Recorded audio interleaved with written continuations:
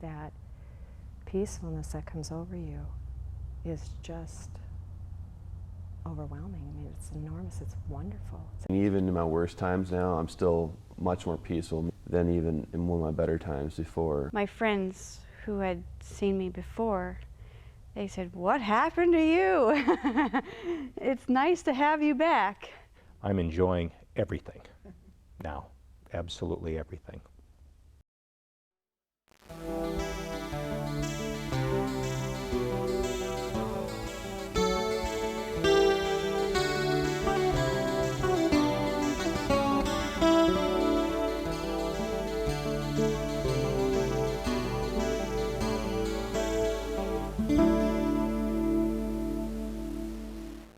Well, I went to bed that night feeling very anxious, very upset, very everything, and I did. I started a fight with my husband, poor guy who was trying to sleep. And at that point, I still didn't have, I wasn't at that point still planning to take my life that night. I walked out of the bedroom, went out, sat on my deck for a little bit. He came out to see if I was okay, and I did. And I was angry. I was angry that he intruded on my space again. And I told him I'll be okay when I'm dead. And I walked into my bedroom and locked the doors, straightened up the bedroom, and took out all of my pills and started taking them very deliberately, spacing them out so I wouldn't get sick, because I was not going to be awake in the morning. I could not face another day. I couldn't face another problem. I couldn't see another sunrise. I didn't want to. I really felt my family, my friends, everybody would be better off if I was not here. I thought I'd be much better off. I was looking for some kind of peace, and it's kind of strange to think that even though I know as I was taking those pills, I really felt that that was my answer. I felt I was going to finally be at peace, and that was the only thing on my mind. And fortunately, I don't know what I just had a thought that said, you know, my mom had died alone. I wasn't there with her. My father had died alone. I wasn't with him. And I thought, you know, I don't want to die alone. So I did go out into the living room, and then my husband realized what I had been doing and placed a call to Dr. Pettit. And he wasn't going to put up with that, and so fortunately got me into the hospital. And I actually look at that now as that suicide attempt was successful, because that pain that I had back then, the constant anxiety, just everything looks so different now. I mean, it does. All of that part of me that was no longer serving God, that was no longer serving myself, that was no longer serving anybody, is gone. That's gone. So I look at that attempt as successful, because the part of me that shouldn't be there isn't there anymore. Well, as I remember, I was severely sedated. I remember that, and I wasn't functioning like everyone else does. I seek help through Dr. Pettit in Aberdeen, and it was in like October of '99, after a 6-month stay at Wilmer State Hospital. And I was diagnosed with manic depression, and I was on like 5 medications, and I was just basically not functioning like an average 18-year-old would function. I didn't have a job, I wasn't doing anything, I could barely speak. And after seeing Dr. Pettit for about 2 or 3 months, he started reducing the meds, and I started to understand that my experience throughout life is created from the inside out. It's not the circumstance of the outside that creates how I experience life. And until I met Dr. Pettit, I never understood that. I never realized that if I had a thought of worthlessness or of despair or of anxiety, it didn't necessarily mean that was reality. It just was a passing through my mind. My mom had heard about Dr. Pettit and said, let's go see, why don't you go see him? And so when I went there, I went with my no hope theory, and that this is the way I was going to be for the rest of my life. And something that, I mean, this has been years now, but it still sticks out in my mind. He said, do you want to get better? And I said, well, yes. And he says, well, with that attitude you have, you're not going to get better, because we had visited for a while. And I thought to myself, well, who is he? I know. I've been through this. And when I left, I thought, I'm not going back to that man. He doesn't know me. He doesn't know the situation. And then the more I thought about it, I thought, well, maybe he knows something that I don't know, that I can get better. So then I went back with a different attitude, that I could beat this and become my normal, happy, bubbly self again. So that's one thing that, not with that attitude. Yeah. That my commitment in life as a professional is to provide the best possible care for my patients that I can, okay? And this has empowered me to provide better care, which means my patients are better as a result of what I'm able to do for them. So yeah, to me, I'm making more of a difference in this world. I'm more of a positive influence than I was before, okay?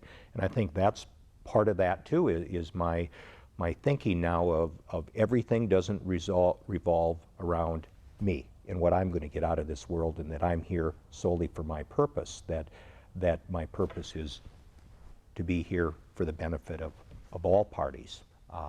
It's just a much less selfish attitude that you have. And I'm more excited than I've ever been about going to work and taking on the challenges of the day and helping those people that can be helped. And I'm more compassionate with those people that can't be helped than I was before.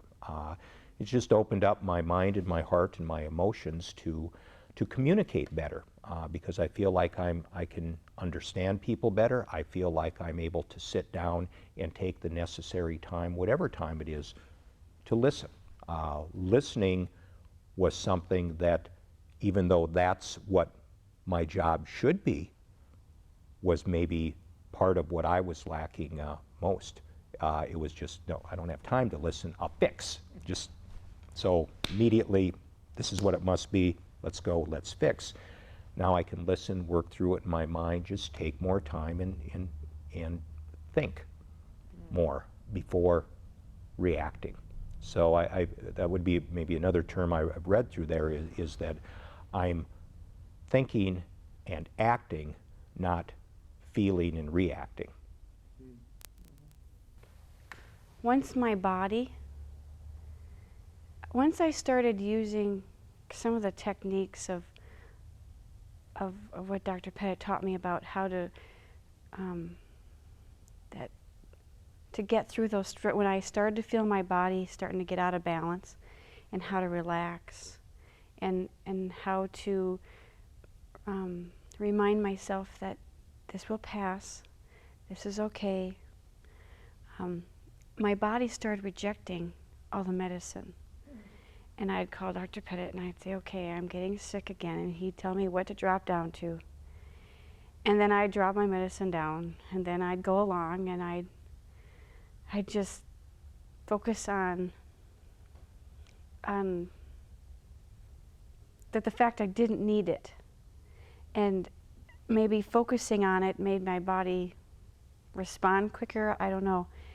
I just started focusing on the positives, and that I was going to make it, and that it was going to be okay. I used to be very angry. They put me on antipsychotics, you know, because I was just so angry. I'd have outbursts and break things and say things and do, you know, just weren't regular and normal.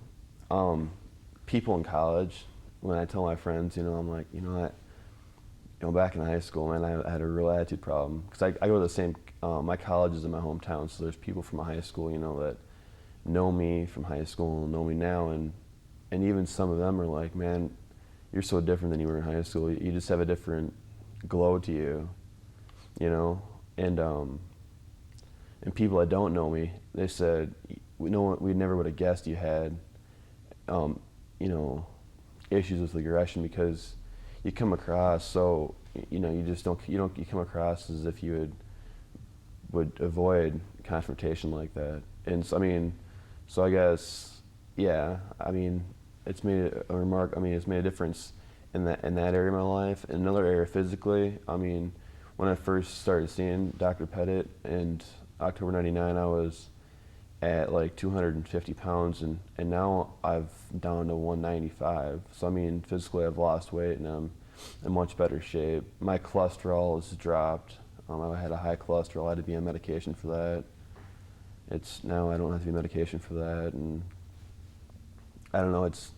I guess I feel normal, I guess. But you know, normal's not always good, because a lot of normal people aren't very happy. So I kind of look to just be happy, you know. And I know when I get out of my health, what can happen. You know, I can start experiencing, you know, the ups and downs. So It took me a while. I'm kind of a stubborn person. And it did take me a while. Like I said, I understood what he was trying to tell me. I understood what Dr. Pettit was telling me. But I still was not ready to say that I was the one causing that pain, that it was my thoughts causing that pain, you know, in the way I looked at things. And probably about mid-September, I had started a journal when I got into the hospital. And and I continued that when I got home. And I just looked back through that the other night then, and you can see the dramatic difference. You can see where I was shocked to see how angry I was, how scared I was before. And it's almost like the next day I was writing, I was so grateful. If there's any word that can describe me anymore, it's just truly, truly grateful. Now that I see that I'm the one responsible for my thoughts, I know that I can't control every thought that comes into my head, but I can choose what I'm going to do with that. And once I realized that, I could start applying it to other people, and realizing I'm also not responsible for my husband's response to things, or how he's thinking, or if he has a bad mood, you know. I was not responsible for a lot of the things around me that I kept taking on. And I finally was able to accept myself for who I was, because I never had before. I never felt that I ever measured up, ever. I never felt that I was good enough.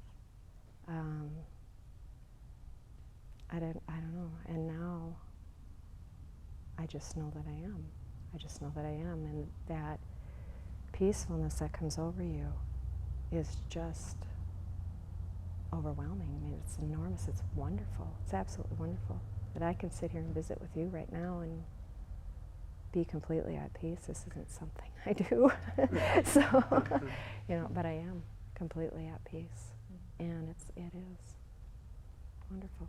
That's beautiful. And I do know that as a result of what I've gone through with you, that I'm a much better doctor than what I was. I'm more caring, I listen better, I'm tuned into things better.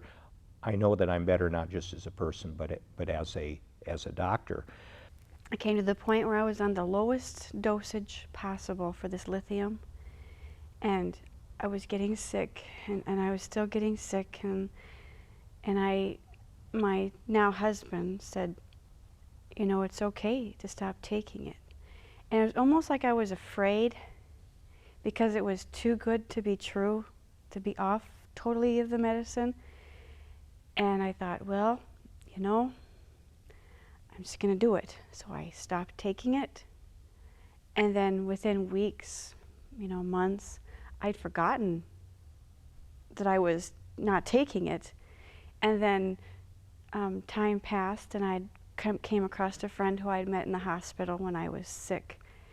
And she'd asked how I was doing, and she said, "Are you still taking your medicine?" And then it was like, I don't know, not less than a year later, and I said, "Oh my gosh, it's been almost a year.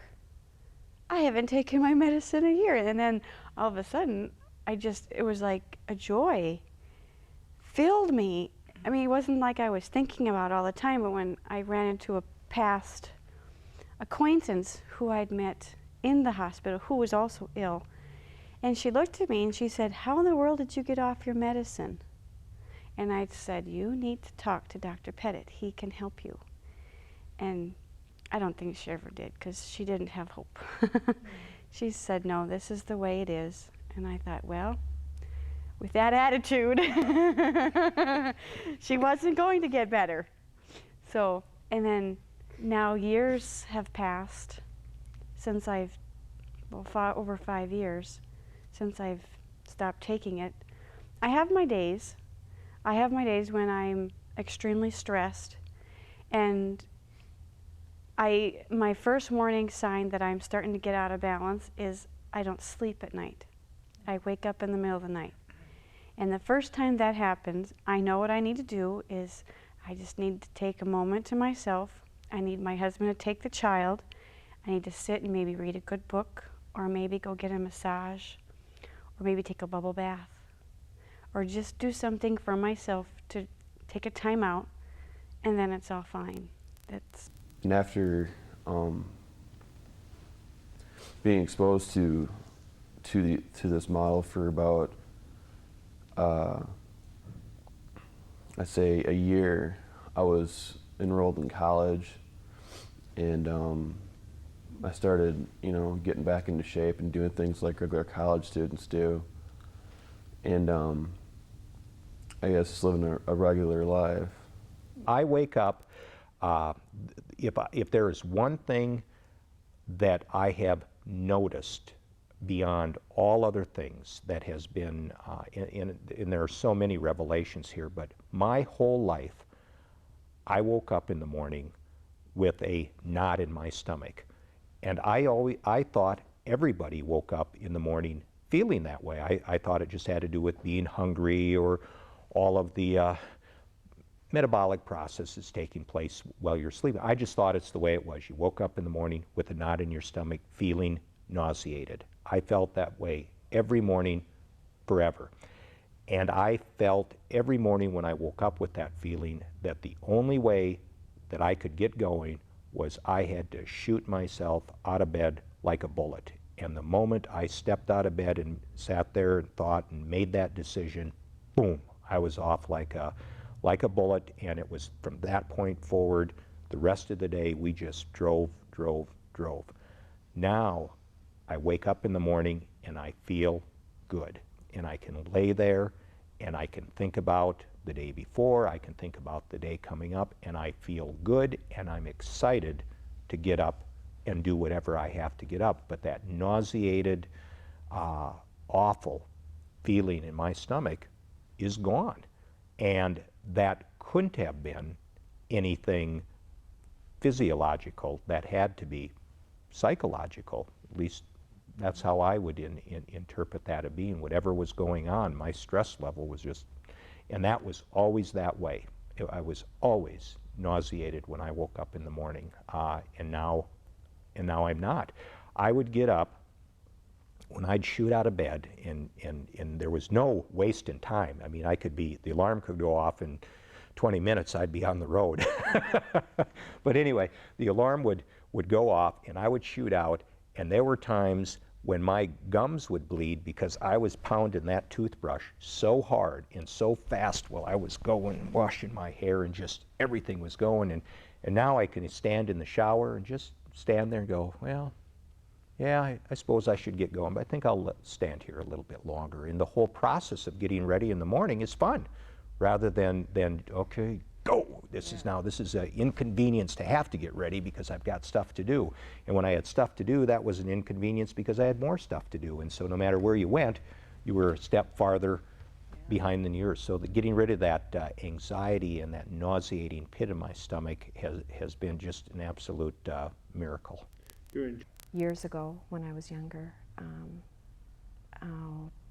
I think we'd been married probably 3-4 years. Yes, we had sought counseling because things were not going very well, and so I have. Yeah, I have. I have never come away feeling like this. I haven't. You know, they kind of gave us a sense of direction, or they told you specific things to do, but they never showed you, or I don't want to say show, well, you do show by example, though, how to find that peace within yourself, that it's already there. You're already healthy. And if you can just quiet down and listen, it's there. It is there. When I have a bad day, it's not because, my bipolar's kicking up. It's more like I took a bunch of thoughts seriously and I started to have a bad day, and now I know that I can get into a better mood or moment, moment to moment. So I don't have to wait till a later day to have happiness now. I don't know, I guess from where I was in October '99 until I am in February 2002, I guess it's remarkable how much progress I made, and I want to make a lot more. But I mean, the basic message I want to send out is that no matter what you're diagnosed with, there have been people that have been helped tremendously, and every person's different. But the most important thing I'd like to say is that I'm more happier now than I've ever been.